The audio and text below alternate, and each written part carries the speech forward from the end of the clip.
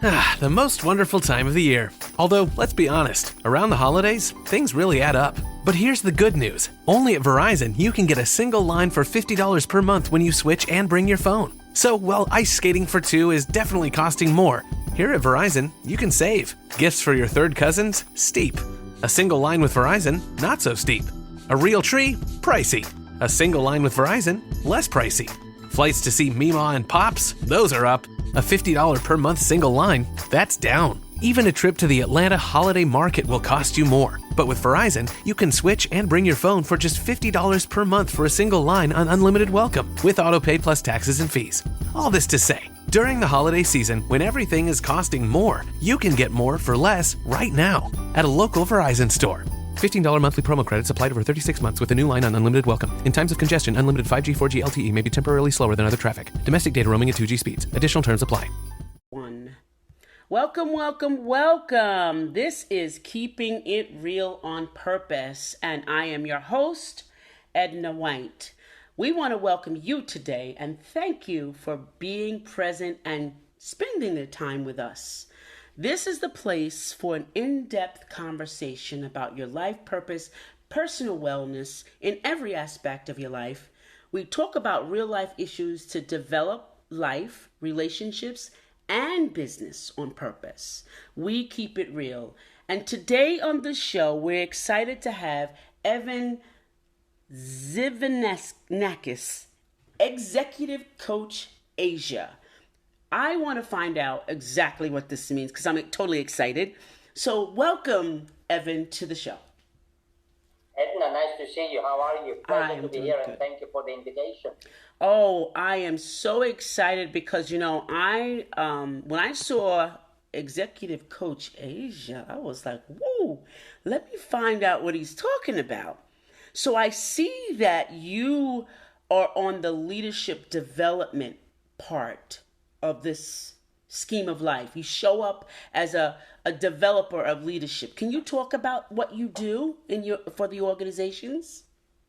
Yes, absolutely. So, first of all, Executive Coach Asia is my website, executivecoachasia.com. My clients are on a global scale. I have clients from the US, from Canada, from South Africa, from Singapore, from Australia, from Europe. But I started my coaching business in Asia. Okay. That's the name. Therefore, that's my URL. Okay, that's great. That's great. That's exactly. And throughout my career, I managed more than 500 employees across 8 countries, and I led and started companies and expanded companies, and specifically in the Asia Pacific region. Gotcha. That's why Asia, Singapore, Australia, Gotcha. Malaysia, Indonesia, and so on. So I work, my clients are executive leaders, managers, CEOs, C-suites, and companies. Okay. And I help those individuals and companies with their leadership challenges. Okay. And leadership, is a very fuzzy word. It's different things to different people, So it could be improving communication, improve leadership, executive presence, how to engage employees, very popular right now, how to engage employees in the new hybrid work setting, strategic planning, team coaching, strategic career development, and sales training. Yeah. Okay. Yeah. Well, I want to tell you that I'm old school and I didn't know I didn't know what people were saying when they said C-suite.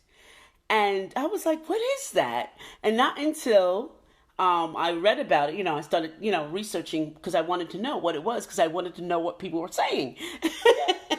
And it's managers. So can you explain what C-suite is encompassed and how it affects how businesses flow? Yeah, C-level, also called the C-suite, is a term, used to describe high-ranking executive titles in an organization. So the letter C, ABC, the letter C in this context stands for chief. For example, Chief Executive Officer, Chief Operating Officer, Chief Marketing Officer, Chief People Officer. Right. So, yes. So, this is what it means. Now, that's nice. Good. For me, these kind of people are, leadership for me starts from the top. Mm-hmm. And, I'm sure you've been to a wedding before. Mm-hmm. I don't mean your wedding. I mean, your wedding or your guest's wedding. Right. Your friend's wedding. And normally you see at the end of the, during the dinner party, at the end of the buffet, it is always like a chocolate fondue fountain. Uh-huh. So it's a bit like it's like a small fountain, right? And around that chocolate fountain, you've got different plates with different, right, like, strawberries. Right. You've got, it's a chocolate fondue fountain. So leadership starts from the top, and that's exactly the same way that the chocolate flows from the top is the same way that leadership flows from the top. Right. So if the top part of that fountain is properly structured, right, and the chocolate is of good quality, mm-hmm, you will have a nice experience. You will enjoy what you eat, right? Right. Of course. So, it's exactly the same analogy. Leadership starts from the top. In other words, the fish stinks from the head. Right? So yes, it does. it's exactly what C-suite means. Mm-hmm. And, if you walk into a restaurant today and you see happy employees, happy waiting staff, they're happy to see you, happy to serve you, they have a good attitude, 8 times out of 10, it means behind there is a good manager, there is a good leader, there is a good company. Right. And the opposite side, if they are moody, if they don't care, it means somebody else doesn't care. Right. And, if you're listening to this and you are a C-suite or you are a business owner, and you don't have to have a huge business, maybe right, you're running a small coffee shop or a small restaurant, if you are a business owner, mm-hmm, I would like you please to understand that your client is not the client. Your client is the employee. Ooh, I like that. Very good, Evan. Edna. That's my attitude, and the part of my training is who is going to produce for you? If you as a business owner, mm-hmm, if you want to get what you want, give your people what they want. Right. Ooh, that's really good, Evan. That's really, really good. So what would you characterize as great leadership from your experience? There are many definitions of leadership, as the thousands of books that they right, were written on the topic, right, over the years. So leadership has so many meanings, and there is no right or wrong answer to the question of what leadership is. It's depending on the person who leads, right, as well as those led. On any given day, leadership, can mean it's situational. It can mean teaching, coaching, motivating, right, leading, explaining, holding hands, sharing the vision. So. But if you were to ask me, uh-huh, to give you a brief, in your experience, right? In your yes, experience. of leadership, I can say that leadership is the ability to bring like-minded people together to get remarkable things done. Right. Okay. So, if you would allow me to break down leadership, sure, I think is the ability, and yes, for me, it is an ability because leadership can be learned. Right. It is like a muscle. You can always train your leadership muscles to become a better leader. Uh-huh. To bring like-minded people together, I don't mean physically, I mean emotionally, to engage people, to follow your vision, because, right, if nobody, excellent. Leaders, the one thing that you need as a leader is followers. If you have no followers, you're no one. Right. There can be no leader without a follower, right? You got that right. Right? Right. If you are a political leader, a mm-hmm, business leader, an organizational leader, a footballer, a sport coach, if people are not listening and believing in what you are sharing, if they don't believe in what you are doing, if they don't believe in your vision, therefore they don't follow you, sorry to say, but you are not a leader. Yeah. That makes sense. Makes sense. And the last thing is to get remarkable things done. Right. For me, that means be able to build something. And again, let me give you an analogy. If I give you, let's say you are a carpenter. If I give you a nice piece of wood, a nice log, mm-hmm, and if I give you the best tools carpenters use. If with the best tools and with that piece of wood you cannot build something, a chair, a table, you are no one. Right. So leadership is also execution. Oh, okay. So that's good. That's good stuff. The ability to bring like-minded people together to get remarkable things done. And, you know, you are in the US, I'm in Europe and Asia, I'm living between. And the term, the Great Resignation, started from the US. Yeah. I want to talk about that because that's happening much more than... It's happening a lot. It's happening a lot. Yes, it's happening, and I want to talk about most of the my clients when they're doing a side hustle, right? And so they want to transition into that full time. Yes. Now I'm not getting that. I'm getting leaving. I've set up things. I want to now be on my own because I have enough experience. I'm not being treated well. Leadership has a responsibility to, and I like what you said previously, mind. That doesn't mean just, to get something done, but mind, I think you said soul and body, like everyone has to do it and have the belief system the same, right? Yes. So could you talk about how that leader is supposed to bring that out in you? Okay. You know, as humans, we all have a need. So I want to go a little bit to the psychological part, right? Right. We all have a need to feel secure, connected, stimulated, and challenged. Right. Secure, connected, stimulated, and challenged. Right. If these needs are met, in a work context, if we feel secure, if we feel connected, if we feel stimulated, and if we feel challenged, we are more engaged, therefore more productive. Gotcha. So,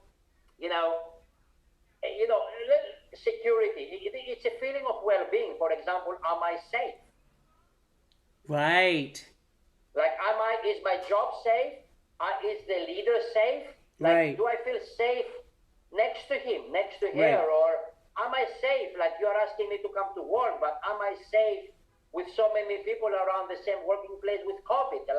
People got scared over the last couple of years. And safety also means another thing, do I have the basic needs to provide to myself and my dependents? Oh, that's good. That's really good. Right? Yeah. Do I have a roof over my head, or do I feel financially secure? Right. So this is why people are throwing the towel to say, I had enough of that shit. I don't want to work for this stupid manager. Yes, Evan, yes. That's I don't want to work for this stupid manager and this stupid company anymore. Right. It's true. I prefer to use my skills to work, to do something else that feels more safe, more secure, even though I earn less, but I feel better deep inside me, and I have more time with my family. And exactly. I have more being at my job. Exactly. And you feel respected, and also you're appreciated, because I always say when I was working is that I spend more time with you all. I should feel safe, comfortable, respected. I'm with you 8 hours. More so than my family. So the leadership has to line up. And I love what you said about the fish. Say that again. I like that saying. I like it. The fish stinks from the head. Yes, I love it. Guys, hashtag that. If you go to the fish market in the morning and you want to buy fish, if the fish, how do you know if the fish is fresh or if it's in there for a few days? If you smell the head and the head smells bad, the fish is not fresh. Right. That's so good. It's the same with companies. Good. That's so good. It's the same with companies. It's same with companies. And I want to talk to the fact that some teams, we've experienced this here in the nonprofit sector. Some teams have managers who have the ability to be leaders, but are in a compromising situation where they don't want to offend the top leader, but try to bring the team, as it were, into line, but they can't because the head doesn't agree with what goes on. Does that make that person who's your immediate supervisor the same as the head? Do you know what I'm saying? Does it make it the same?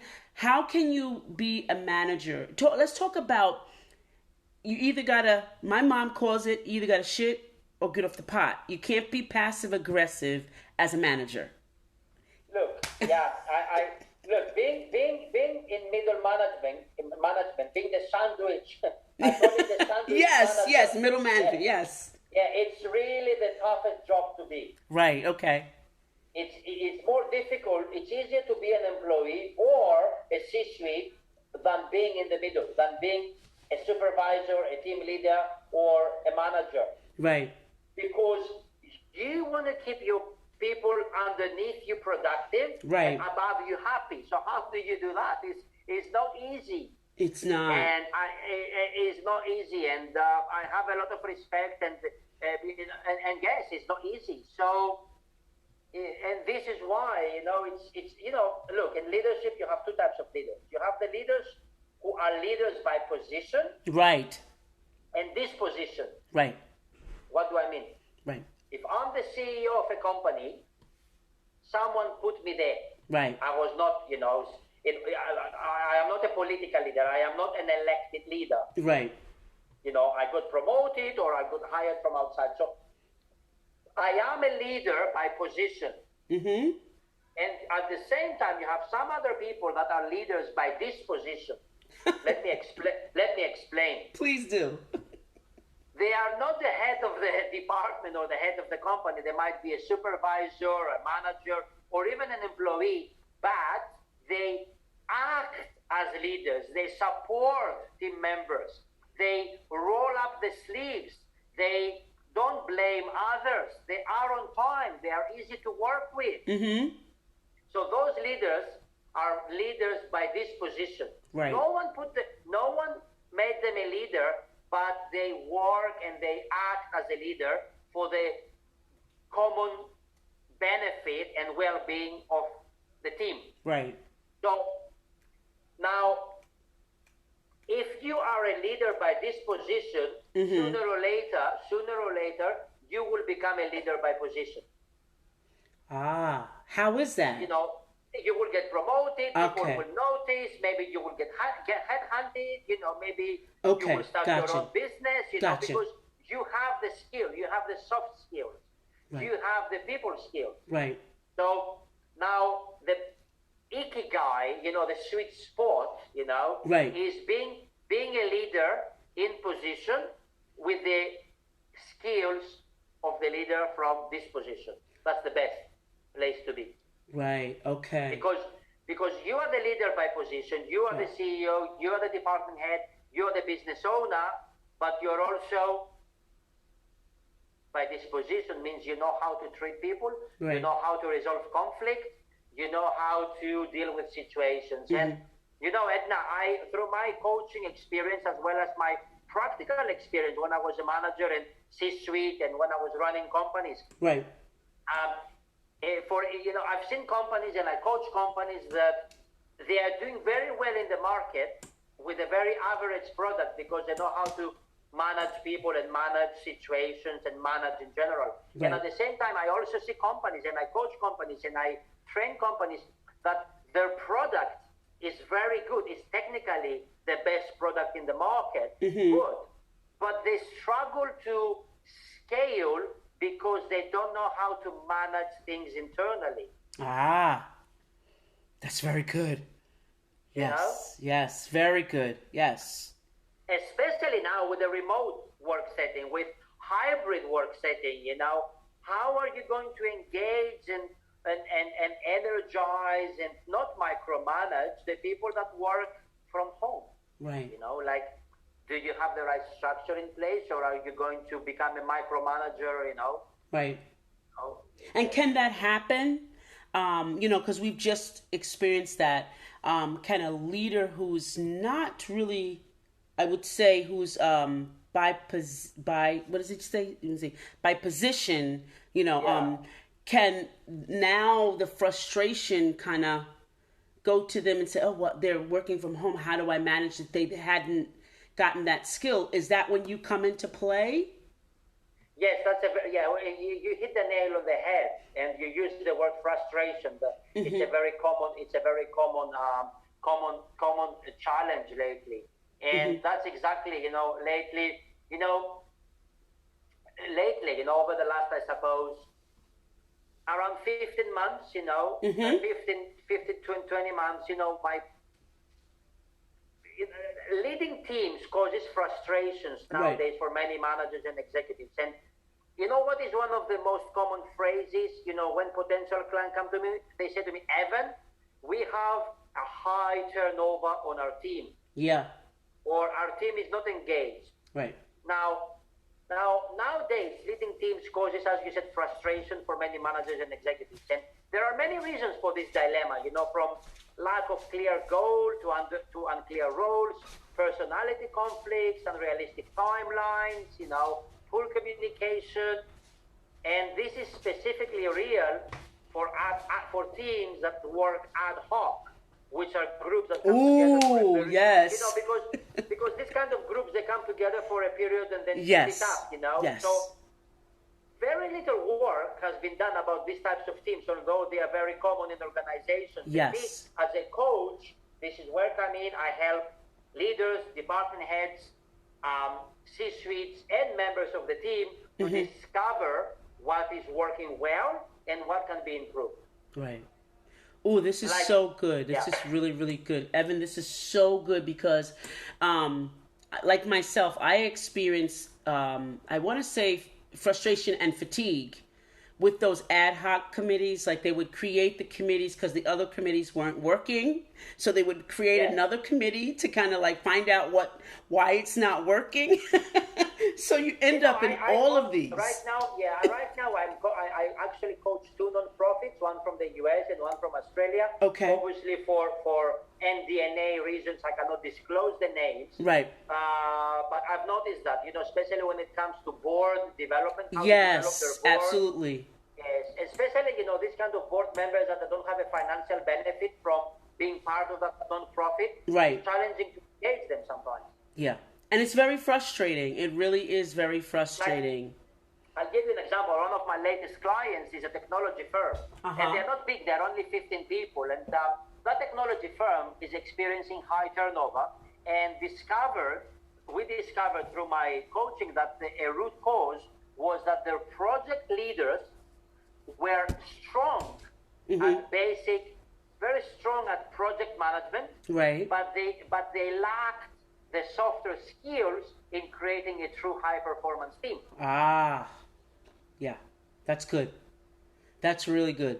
I think leadership, like you mentioned, is very important because, and you said it, even if you have a small business, leadership is important.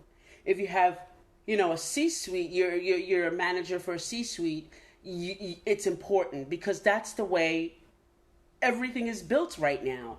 No matter if we're home, hybrid, or going to the office, leadership is very important. Talk about how you develop leadership, and when it should be developed. Like, should it be started, at startup? Should it be if you notice a problem? Should you know what I'm saying? Talk about that. Yeah. Look, there is first of all, what I would like to share is that there is no magic formula to motivating a team. Right. There is no one solution, So as a leader, what you can do, you cannot motivate people. Motivation is it's not a myth. Right. But it's inside, yeah. You cannot motivate by pushing someone. You cannot only motivating by pulling them. Right. So what you do as a leader is you look at where you can impact. Right. Where you can create a positive impact. And, for example, it goes two ways.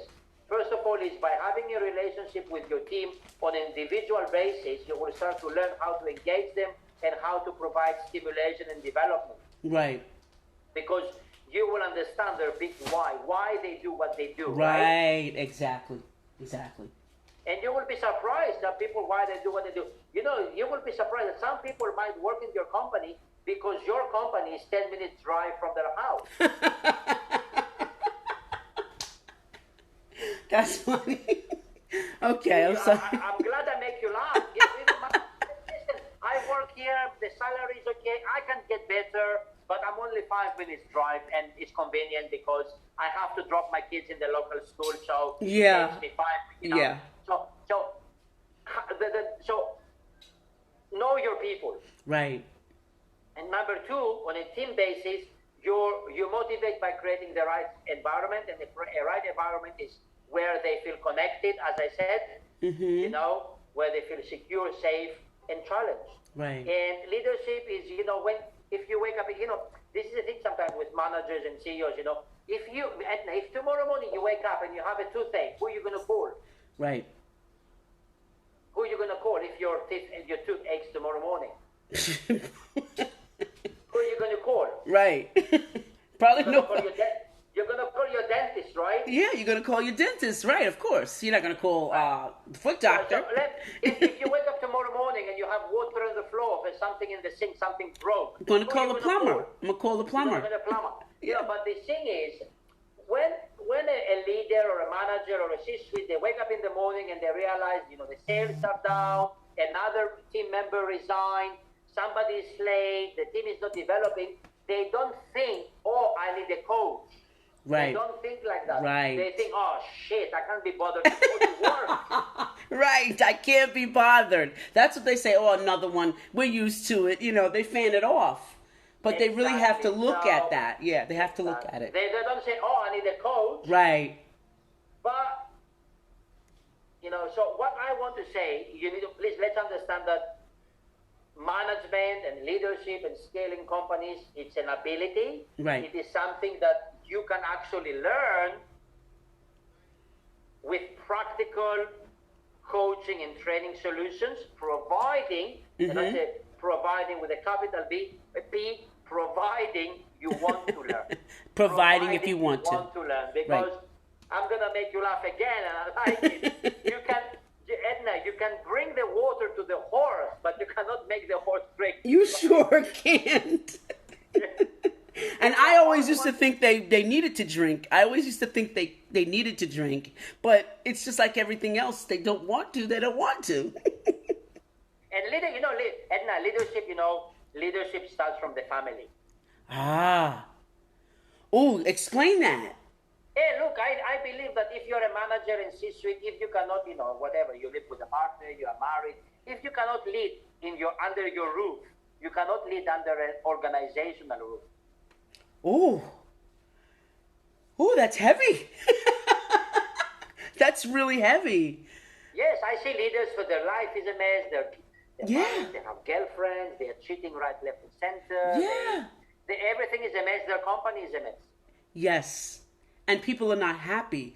I always say that a lot of people say, oh no, my personal life has nothing to do with my business life. Oh yes it does, because it spills right over. And if you don't fix that, you definitely know what's going on in their personal life. You definitely know by their management skills. I really believe that as a leader, absolutely. Man, if you're a man or a woman, whatever you want to be called nowadays, everything is kind of changing, right? Right. So, if you want to be a man or whatever you are in your house, first of all, if you live alone, is your personal life organized? Right. If you have a family, you have kids, or you live with a partner, are you able to kind of, be calm in tough situations and don't play the blame game? And, exactly. Be honest and, keep calm when you are on a Zoom call and your kids are screaming, because the kids don't deserve your frustration. No, they don't. So, I really believe that. I think leadership starts from the house.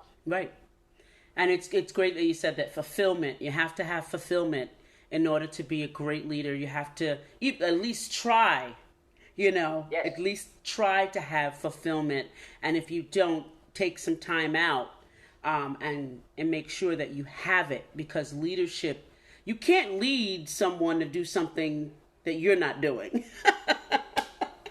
Right? Exactly. You can't do. You And can't. well, this is very big. Yeah, we are not in. This is colonial style of management doesn't work anymore. No, it doesn't. Right. We are not. We are not in. We are not in the colony era anymore, where Right.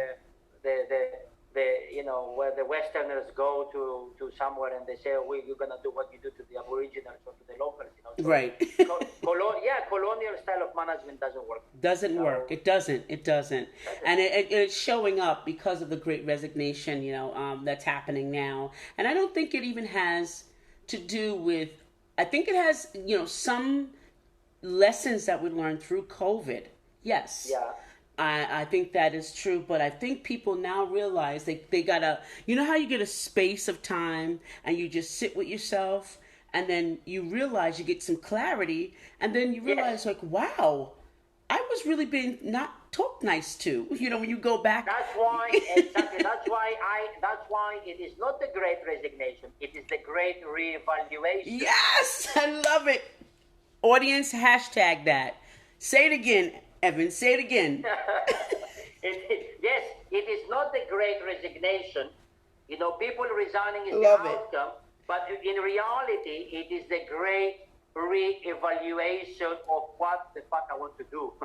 Exactly. Love it. I'm hashtagging that, audience. Audience, please hashtag that, because that is great. I'm going to add this hashtag to our this episode, because that's great. That's great.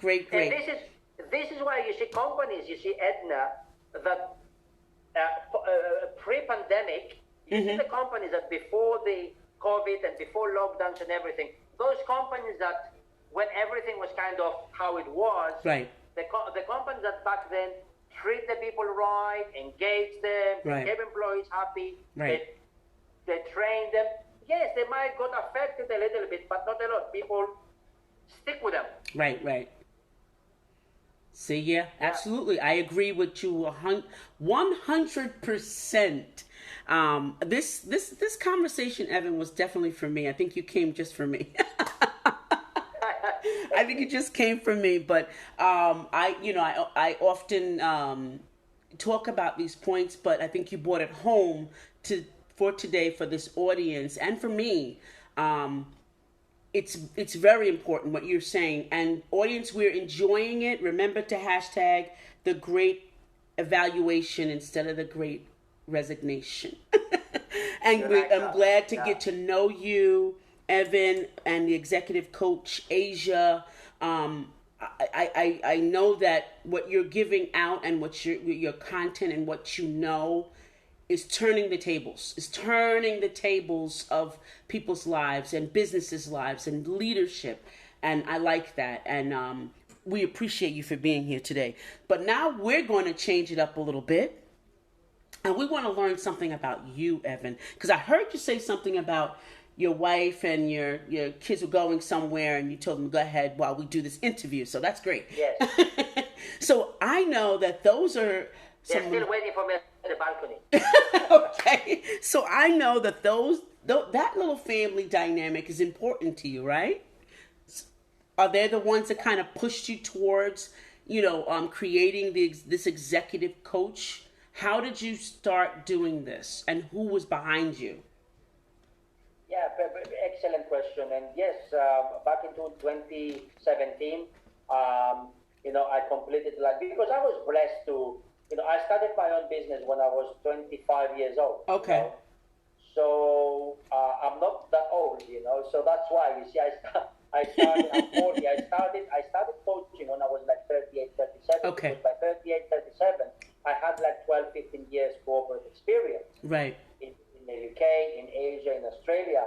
Right. So I was like sitting with my wife one night, having wine, before our son was born, and I said to her, Jacqueline, her name is Jacqueline, I said, I've done the C-suite, I've done the executive thing, I've done the management, sales, money, career, titles, business cards. I said, I feel like it's my time now that I want to teach managers, I want to share my experience. And she said to me, Evan, she said to me, she said to me, why don't you become a speaker? Why don't you become a coach? Because she said to me, I think you have your own style, you have your international experience, and if you combine that with the fact that you feel now it's time for you to give to the community, to give to those managers, I think she said to you, I think this is the natural next step to do, and this is where she planted the seed that I started Executive Coach Asia. Nice. Yeah, that's my story. Yeah. Nice. That's beautiful. So what's the best compliment that you ever received? Ooh. Silence, yeah. You see, I don't know, it's a good question, yeah. The best compliment I've ever received. Yeah, best compliment. I think it was on a professional level. It was from one of my previous managers. That he said the simple thing that, yes, Evan, I think you are something like that. I don't remember the exact phrase, but he said that compliment that I tell you. He said something like, yes, Evan, I think you have the ability, or I trust you, or you're capable to do that. When I was working with them, opening offices around the world. So basically, that compliment gave me the confidence that I needed to continue. Nice. Good. Okay. If you had a billboard and you could write anything that you want, what would it be? And why? I would say thank you, God. Oh, very good. I would write thank you, God, because whatever you believe in, I do believe in, in the energy. Right. That is something out there, that is whatever you picture it, whatever you believe. Right. And I am grateful, and I will say thank you, God, for I'm able to wake up every morning, open my eyes, see my family, have my work, and for the help and support that you give me. And I know sometimes it's difficult, but if you look around, there's always something more difficult, right, in different countries, what is happening. So I would write thank you, God, and appreciate and thank you, yes. Yes. Okay. What is your favorite color? Yeah, I think it's white. My favorite color is white. Oh, okay. Can you tell me why? That's interesting. I've never had anyone say white. Yeah, because I think white is clean, is simple, is minimalistic. Ah, very nice. And actually, yes, and it's clean, it's minimalistic, is pure, is fresh, is transparent, and is honest. Oh, very good. I like that. I like that. That's great, Evan. That's great. So, final thoughts. What's one of your best tips you can give leaders right now? What's one of your best tips?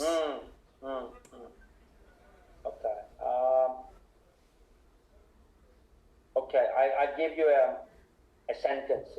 Okay. The best tip I can give a leader, whatever you are, organizational leader, political leader, business leader, small business owner, manager, or leader.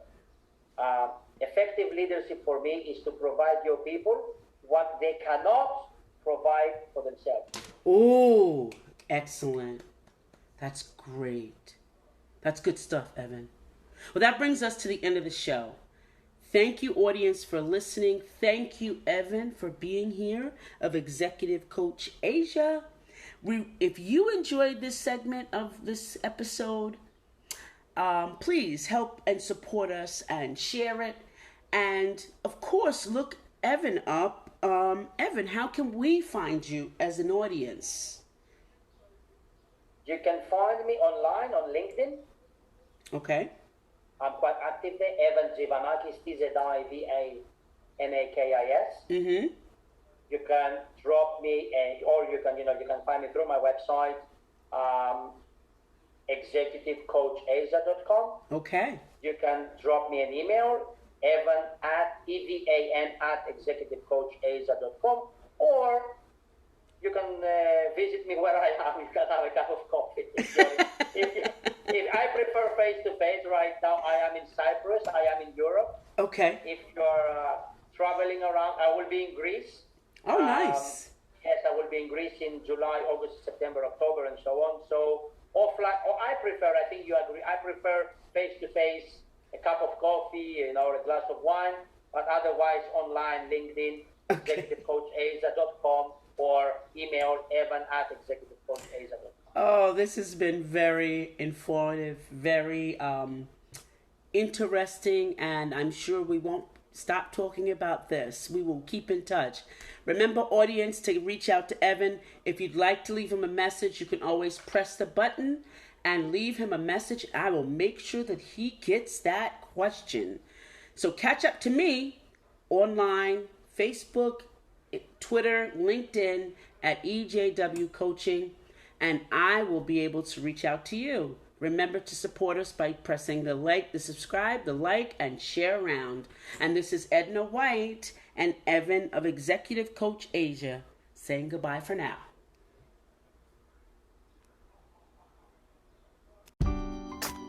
The most wonderful time of the year. Although, let's be honest, around the holidays, things really add up. But here's the good news. Only at Verizon, you can get a single line for $50 per month when you switch and bring your phone. So while ice skating for two is definitely costing more, here at Verizon, you can save. Gifts for your third cousins? Steep.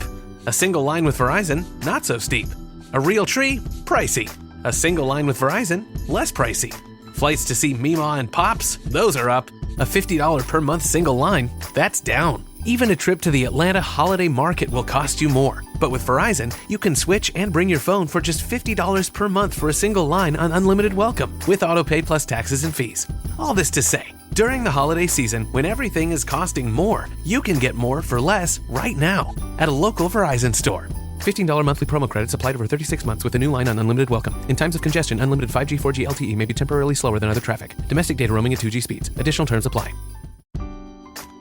The most wonderful time of the year. Although, let's be honest, around the holidays, things really add up. But here's the good news. Only at Verizon, you can get a single line for $50 per month when you switch and bring your phone. So while ice skating for two is definitely costing more, here at Verizon, you can save. Gifts for your third cousins? Steep.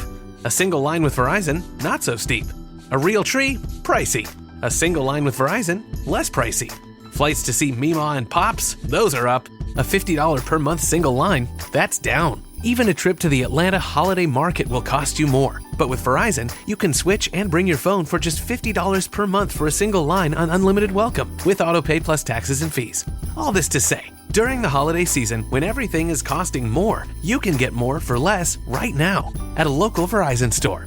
$15 monthly promo credits applied over 36 months with a new line on unlimited welcome. In times of congestion, unlimited 5G, 4G LTE may be temporarily slower than other traffic. Domestic data roaming at 2G speeds. Additional terms apply.